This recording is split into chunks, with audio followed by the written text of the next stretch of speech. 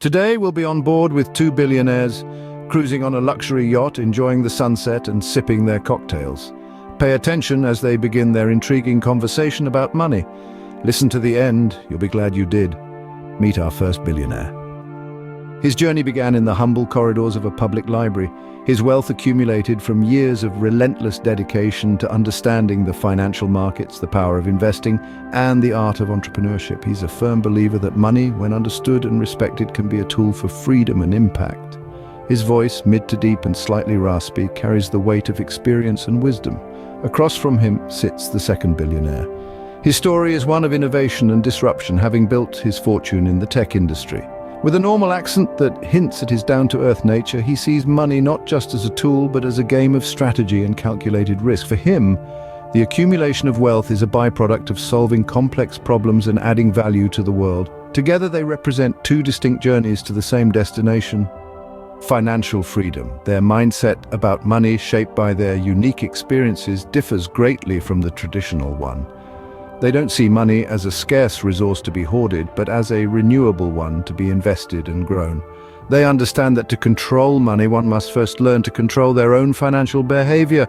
They don't just earn money, they make their money work for them. They know the importance of being their own bank, of understanding the rules of the game, and of playing it strategically. They are not just wealthy, they are financial literates, armed with the knowledge and the mindset that has allowed them to navigate the turbulent waters of finance with ease and confidence. And so as the sun dips below the horizon, casting a warm glow over the sprawling ocean, they delve into their conversation, their voices echoing the passion they carry for the subject.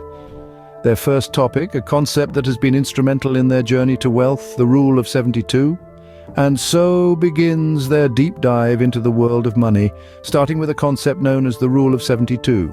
Have you ever wondered why billionaires say it's best to be your own bank? It's all about the Rule of 72. This rule is a simple method to estimate how long an investment will take to double, given a fixed annual rate of interest. You divide the number 72 by the interest rate, and voila, you have the number of years it will take for your investment to double. The billionaires explain, understanding this rule can be the difference between modest savings and substantial wealth. It's a tool that helps you grasp the potential of your investments and the power of compound interest. It's not magic, it's math. They continue. By being your own bank, you control your money. You decide where to invest and how to grow it. You're not at the mercy of external factors. You are the captain of your own financial ship. As they savor their drinks, they move on to another fundamental principle of money management, the 50-30-20 rule. Understanding how to handle finances is paramount. Our billionaires share their insights on the 50-30-20 rule. Now imagine this, you've got your monthly earnings in hand. How do you split it up? The 50-30-20 rule is a simple yet effective tool for managing your finances. Picture your income as a pie divided into 3 slices. The biggest slice, 50%, is for your needs. This covers rent, groceries, utilities, the essentials to keep your life running. Then 30% is for your wants. This isn't about reckless spending, mind you. Think of it as the spice of life, vacations, hobbies, the things that make life enjoyable. Finally, 20% is for savings and paying off debt. It's your safety net, your future. It's the slice of the pie that helps you build wealth over time.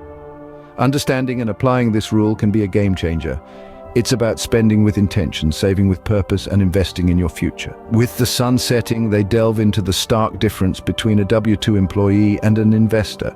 The investor uses money to make more money, while the W-2 employee is taxed at the highest rate. Our billionaires elaborate. Consider 2 individuals, one a W-2 employee and the other an investor.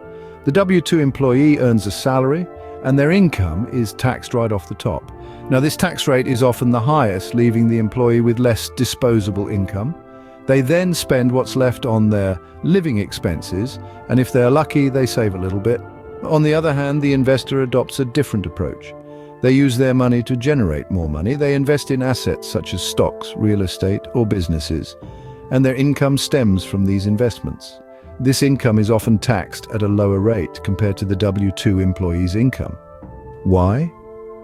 Because the tax system is structured to reward those who invest and contribute to economic growth.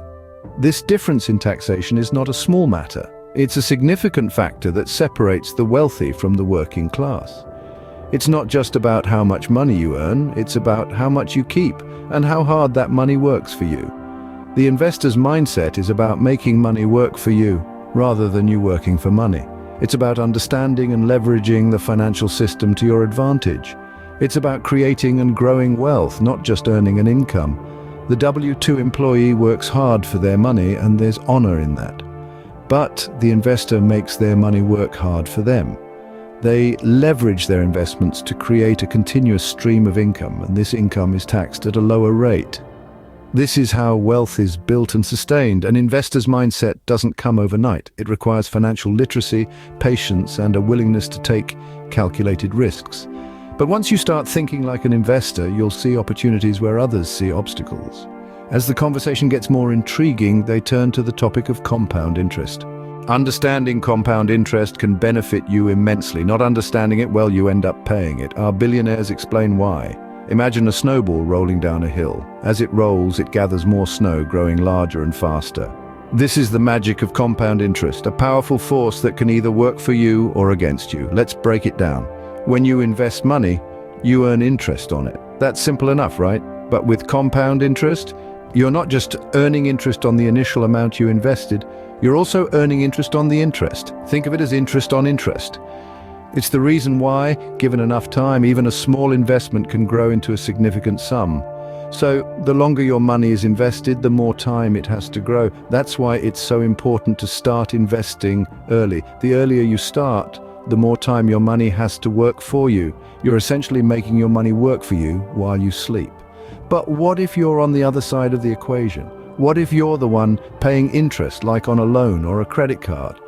Well, that's when compound interest can feel like a snowball rolling down a hill towards you. You see, just as your investments can grow exponentially with compound interest, so can your debt. That's why it's so critical to pay off your debts as quickly as possible. The longer you take to pay off your debt, the more interest you'll end up paying. That's the power of compound interest. It's a double-edged sword. It can help you build wealth, or it can bury you in debt. It all depends on how you wield it. In the hands of the savvy investor, compound interest is a powerful ally, but for those who don't understand it, it can be a formidable foe. So the next time you're thinking about saving or investing, remember the snowball, and remember the power of compound interest. As they enjoy the tranquility of the ocean, their enlightening conversation leaves us with much to ponder about the power of money and the mindset needed to harness it. And now that we've discussed the power of compound interest, let's delve into how you can harness this power to your advantage.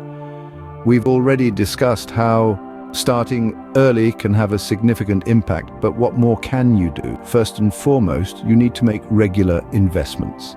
It's not just about investing a lump sum and letting it sit. The more frequently you invest, the more you'll benefit from compounding. Think of it as continually adding more snow to your snowball as it rolls down the hill.